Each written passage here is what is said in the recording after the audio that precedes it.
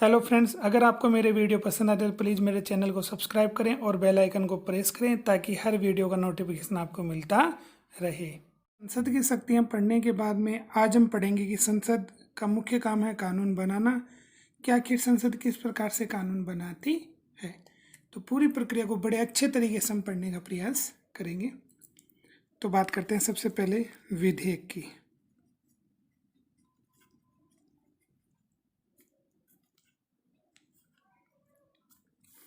अब देखो, कोई भी विधेयक होता है उसको इंग्लिश में बोलते हैं बिल। अब कोई भी जो विधेयक है उस विधेयक को प्रस्तुत करने के आधार पर, किसी विधेयक को सदन में प्रस्तुत किया जाएगा तो उसको प्रस्तुत करने के आधार पर उसके कितने प्रकार बताए गए हैं। तो विधेयक के प्रकार बताए गए हैं कितने, 2।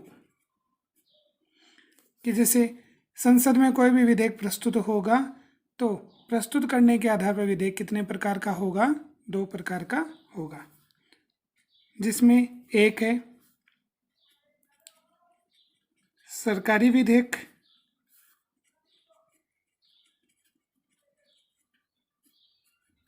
और दूसरा है गैर सरकारी विधेयक।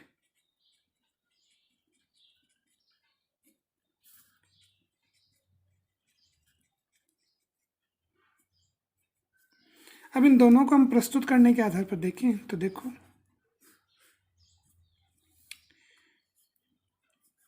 मान लो ये संसद का कोई भी सदन है। जैसे इसको हम ले लेते हैं कि संसद का ये एक सदन है जिसका नाम है लोकसभा। तो लोकसभा में देखो, ये सभी लोकसभा के क्या हैं, सदस्य हैं। इनको हम क्या बोलेंगे, सांसद। तो इसमें 2 प्रकार के सदस्य होते हैं। एक तो सांसद होते हैं जिनको इंग्लिश में हम बोलते हैं एमपी। तो सभी सांसद हैं। इनमें से जिसकी सरकार होती है वो कुछ क्या होते हैं, मंत्री। तो 2 प्रकार के सदस्य हो गए, एक तो मंत्री और दूसरे सदस्य या सांसद। अब अगर कोई मंत्री किसी विधेयक को प्रस्तुत करता है सदन के सामने, अगर कोई मंत्री कोई विधेयक लेकर के आता है तो वो विधेयक कैसा हो जाएगा, सरकारी। मंत्रियों के अलावा बाकी जो सदस्य बच गए, जो सिर्फ सांसद हैं, जिन्हें कोई मंत्री पद नहीं मिला है, तो मंत्रियों के अलावा बाकी अन्य जो सदस्य हैं, अगर वो कोई विधेयक लेकर के आते हैं तो वो विधेयक कैसा हो जाएगा, गैर सरकारी। तो इस प्रकार से सदन में जब विधेयक को हम प्रस्तुत करेंगे तो विधेयक कितने प्रकार का होगा, 2 प्रकार का होगा। एक कौन सा विधेयक, सरकारी विधेयक, दूसरा गैर सरकारी विधेयक। तो सरकारी विधेयक तो कोई ना कोई मंत्री लेकर के आएगा और गैर सरकारी विधेयक कौन लेकर के आएगा, कोई संसद का सदस्य। तो ये प्रस्तुत करने के आधार पर विधेयक के क्या हुए, प्रकार हुए। अब वैसे विधेयक कितने प्रकार का होता है, तो विधेयक के प्रकार हम लें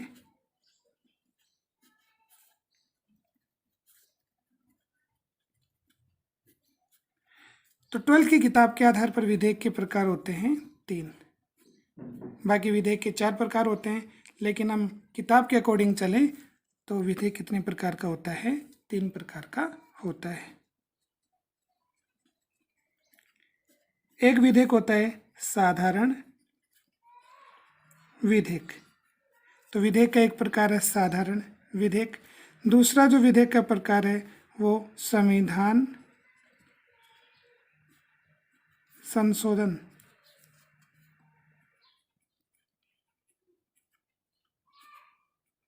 विधेयक। और तीसरा जो प्रकार है वो आता है धन विधेयक। तो इस प्रकार से 12वीं की किताब के अकॉर्डिंग हम चलें तो विधेयक के कितने प्रकार हुए, 3 प्रकार हुए। एक है साधारण विधेयक, दूसरा संविधान संशोधन विधेयक और तीसरा है धन विधेयक। इसके बारे में हमने अच्छे से चर्चा की है अपने पिछले जो वीडियो में हमने बात की थी कि संसद के कार्य या शक्तियाँ, तो उसमें अच्छे ढंग से हमने इसको पढ़ा था। अब यहाँ पर हमें पढ़ना है कि संसद किस प्रकार से विधि निर्माण करती है, किस प्रकार से कानून बनाती है। तो यहाँ पर हम सिर्फ और सिर्फ कौन से विधेयक की बात करेंगे? साधारण विधेयक की। अब बात कर लेते हैं, देखो कि विधेयक जो है, ये विधेयक इंग्लिश में इसको क्या बोलते हैं हम? बिल। और ये किसका रूप धारण करता है? कानून का। तो विधेयक बनता है कानून, और कानून से अभिप्राय है क्या बना? एक्ट।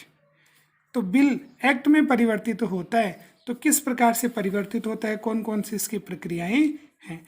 तो इसकी कानून बनने में मुख्य रूप से कितनी प्रक्रियाएं होती हैं? 3 प्रक्रियाएं होती हैं।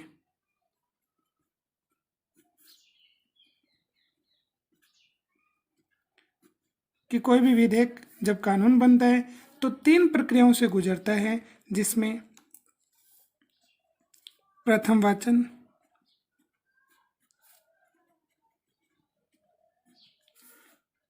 द्वितीय वाचन और तृतीय वाचन।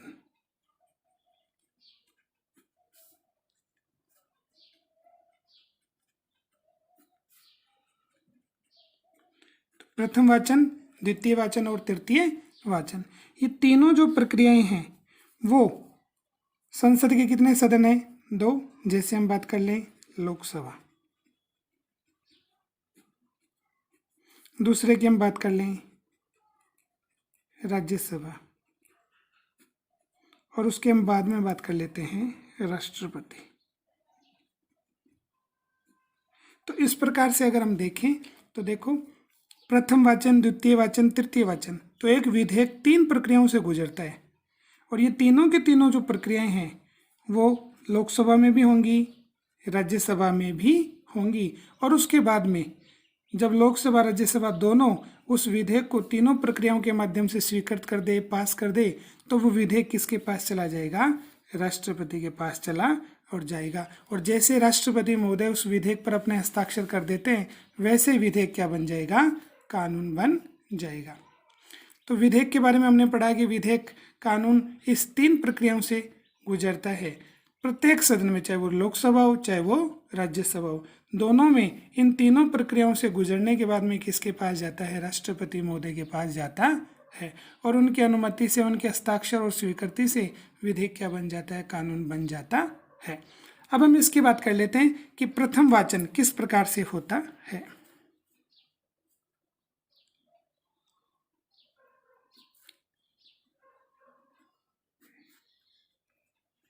तो एक सदन की हम बात करते हैं, एग्जाम्पल में हम ले लें, जैसे मान लो हम बात किसकी कर लेते हैं?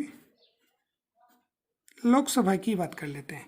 तो लोकसभा में प्रक्रिया शुरू हो रही है, और वो पहली प्रक्रिया आ जाएगी प्रथम वाचन।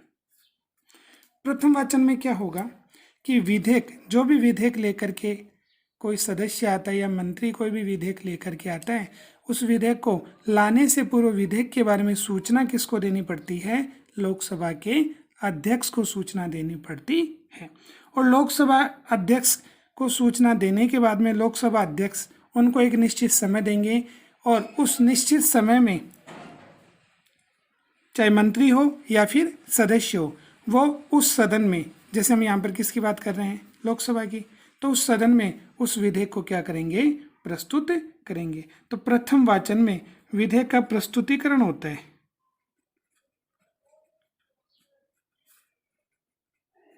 विधेयक का क्या होता है? प्रस्तुतिकरण। ठीक है। अब जैसे मान लो ये लोकसभा है, लोकसभा में ये लोकसभा की क्या हो गई?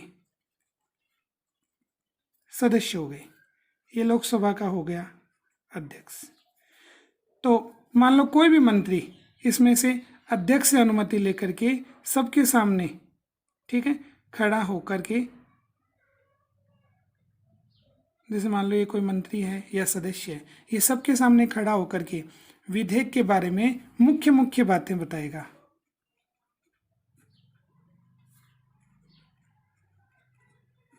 मुख्य बातों का क्या करेगा? उल्लेख। कहने का अभिप्राय है कि जो भी व्यक्ति विधेयक लेकर के आएगा, जैसे मान लो ये व्यक्ति है विधेयक लेकर के आ रहा है, तो विधेयक में किन किन बातों का उल्लेख है, विधेयक किसके ऊपर है, इसके बारे में संसद के जितने भी जैसे मान लो लोकसभा है कि लोकसभा में जितने भी सदस्य हैं उन सभी सदस्यों को वो उसकी क्या देगा, सूचना देगा, और एक एक प्रति दे देगा सबको, एक एक फोटोकॉपी दे देगा विधेयक की। अब संसद के सदस्य हैं वो विधेयक को चाहे तो पढ़ सकते हैं। सामान्यतः ये होता है कि प्रथम वाचन में विधेयक को लाने वाला व्यक्ति सबको बता देता है कि विधेयक किसके ऊपर है, हम किसके ऊपर कानून बना रहे हैं, और सामान्यतः संसद के जो सदस्य हैं या उस सदन के जो सदस्य हैं वो विधेयक को अपनी क्या दे देते हैं, स्वीकृति। तो पहली वाली प्रक्रिया में विरोध नहीं होता है विधेयक का, विधेयक को क्या मिल जाती है, स्वीकृति, और स्वीकृति मिलने के बाद में उस विधेयक को सरकारी अखबार या जिसको हम बोलते हैं गजट, उसमें प्रकाशित कर दिया जाता है। तो पहली वाली प्रक्रिया में विधेयक का क्या होता है, प्रस्तुतिकरण होता है। ये प्रथम वाचन क्या हुआ, पूर्ण हुआ। उसके बाद में हम बात करते हैं द्वितीय वाचन। द्वितीय वाचन में क्या होता है, द्वितीय वाचन में ये बड़ा महत्वपूर्ण माना जाता है।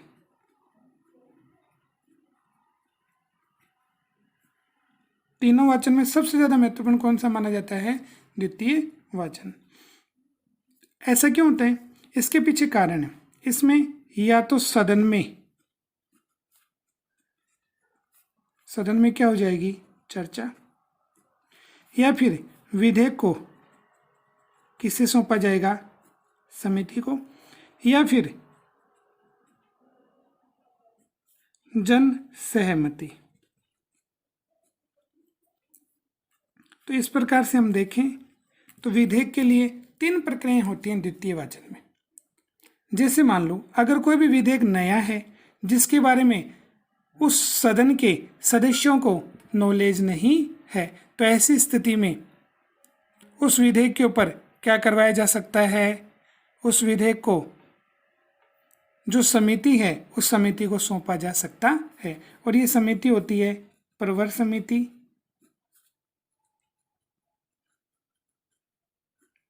ठीक है, या संयुक्त प्रवर समिति होती है। तो इस समिति का उद्देश्य यही होता है कि अगर संसद के सदस्यों को, ठीक है, या जिस सदन में ये प्रस्तुत हुआ है उस सदन के सदस्यों को विधेयक के बारे में ज़्यादा अनुभव नहीं है, ज़्यादा नॉलेज नहीं है, तो वो विधेयक है वो समिति को सौंप दिया जाता है। तो उसी समय समिति का निर्माण किया जाता है। समिति में कौन होता है, तो समिति में होता है विद्वान सदस्य। तो विद्वान व्यक्ति इसमें होते हैं, जो अच्छा खासा जिनके पास अनुभव होता है वो व्यक्ति क्या करते हैं, उस विधेयक को लेकर के अच्छे उसकी गहनता से चर्चा करते हैं। प्रत्येक बिंदु पर विस्तार से अध्ययन करने के बाद में विधेयक को अच्छे ढंग से तैयार करके वापस से सदन के सामने क्या करते हैं, प्रस्तुत करते हैं। तो या तो ये वाली प्रक्रिया हो जाएगी। ये वाली प्रक्रिया सामान्यतः नए विधेयक में होती है।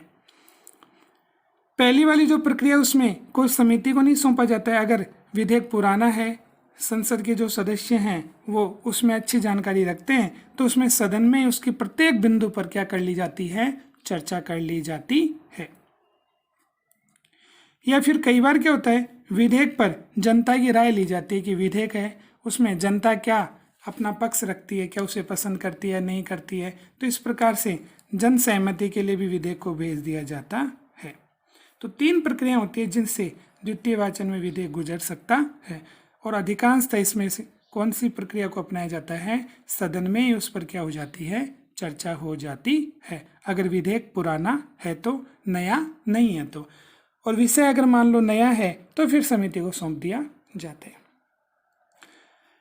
अगर मान लो समिति को सौंप दिया गया तो समिति उसको बारीकी से उसका अध्ययन करेगी और नियत समय पर, निश्चित समय पर सदन के सामने प्रस्तुत करेगी, और सदन के सामने प्रस्तुत होने के बाद में पहली वाली प्रक्रिया वापस शुरू हो जाएगी। सदन में उस पर क्या होगी, चर्चा। हर एक बिंदु पर,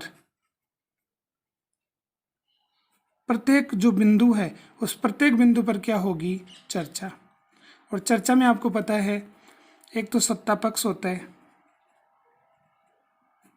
और दूसरा क्या होता है, विपक्ष।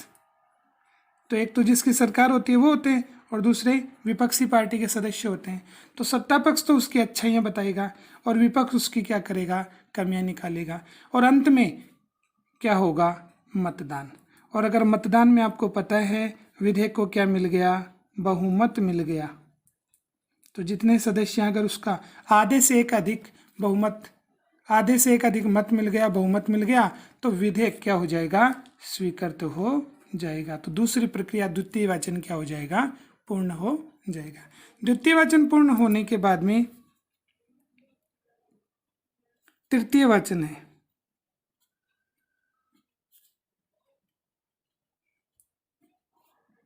तृतीय वाचन।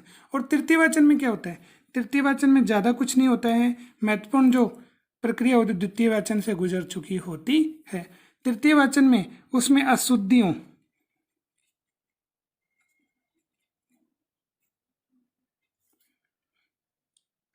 को क्या किया जाता है, सही किया जाता है।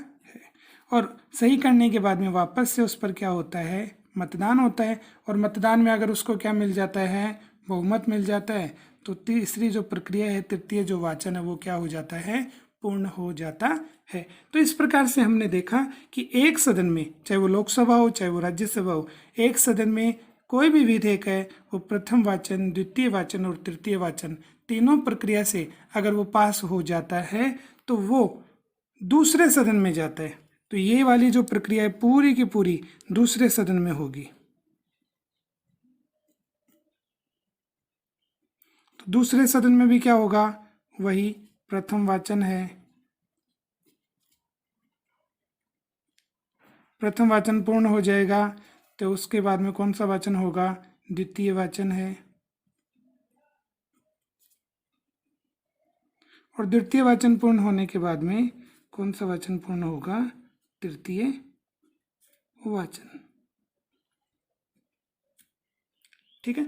और दूसरा सदन भी अगर मान लो उस विधेयक को या तो स्वीकृति दे देता है, अगर स्वीकृति नहीं मिलती है तो ऐसी स्थिति में विधेयक कैसा पढ़ रहे हैं हम, साधारण विधेयक। तो साधारण विधेयक अगर दूसरे सदन ने उसे स्वीकृति नहीं दी है और 6 महीने का समय निकल गया, कितने महीने का समय निकल गया, 6 महीने का समय निकल गया, तो ऐसी स्थिति में संयुक्त बैठक का क्या होगा, आयोजन। ये बड़ा इंपॉर्टेंट है, संयुक्त बैठक।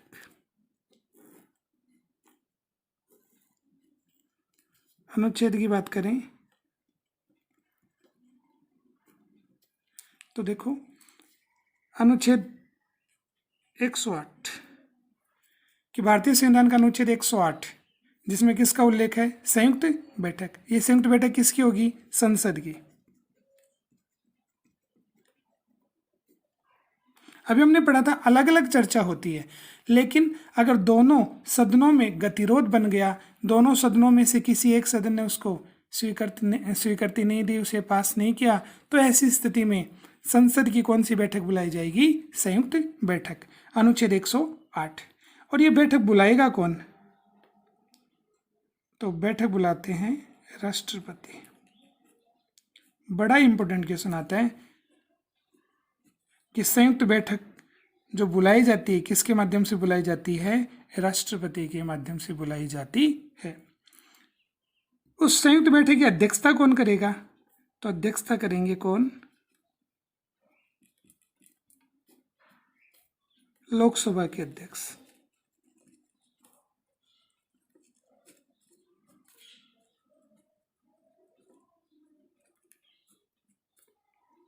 ठीक है। तो अध्यक्षता की हम बात करें, अध्यक्षता तो कौन करेंगे संयुक्त बैठक की, लोकसभा के अध्यक्ष। लेकिन वो बैठक बुलाने वाले कौन होंगे, संयुक्त बैठक का आयोजन कौन करेंगे, तो राष्ट्रपति। इन दोनों क्वेश्चन में हमेशा कंफ्यूजन रहता है।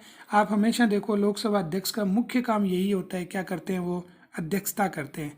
ठीक है। तो जब संसद की संयुक्त बैठक होगी तो राष्ट्रपति अध्यक्षता नहीं करेंगे, कौन करेंगे, लोकसभा के अध्यक्ष।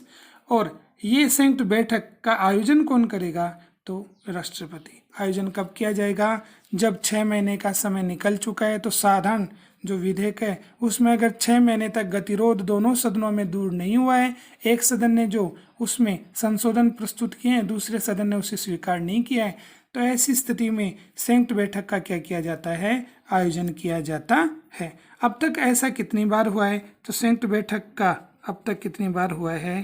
3 बार संसद की संयुक्त बैठक बुलाई गई है। एक तो 1961 में दहेज विधेयक के संबंध में, दूसरा 1978 में बैंकिंग सेवा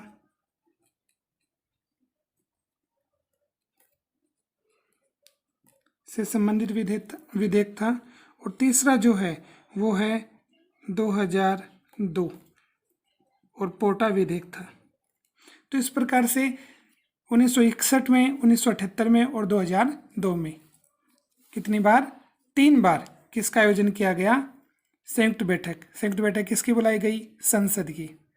ठीक है, अब संयुक्त बैठक हो गई, उसमें अगर विधेयक पास हो गया तो वो अंतिम रूप से विधेयक किसके पास जाएगा? राष्ट्रपति महोदय के पास जाएगा।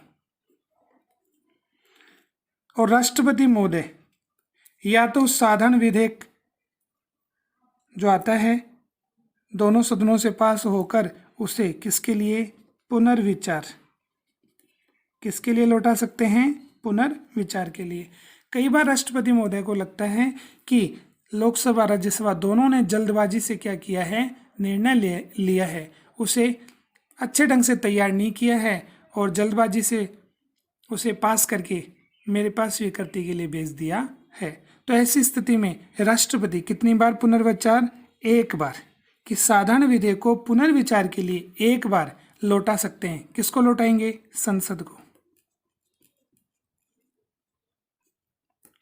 अब संसद के पास 2 रास्ते हैं। संसद चाहे तो जैसा राष्ट्रपति ने संसद को विधेयक लौटाया है उसे उसी रूप में वापस बिना संशोधन के, तो या तो उसमें संसद क्या कर सकती है? संशोधन, या फिर बिना संशोधन के